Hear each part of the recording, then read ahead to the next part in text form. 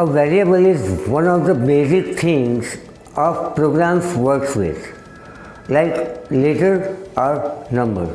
It can be some text or number. Python also has different types of variables which can be used to store different kinds of information. There are 6 basic types of variables. The first one is string. It's used to store any text information. The next one is integer, which is denoted by int. It's used to store numbers like 1, 3 or 10. The third one is float. It's used to store fractional numbers. The fourth one is boolean, that is used to store binary values like true or false. The fifth one is list.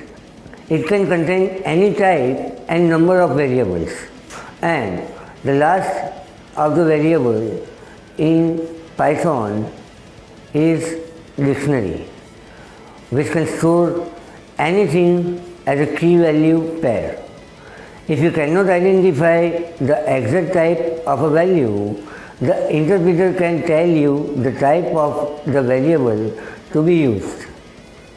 Just use the type function shown here. In this example, the hello world message has been passed through the type function. It will return the exact variable type, which is string in this case.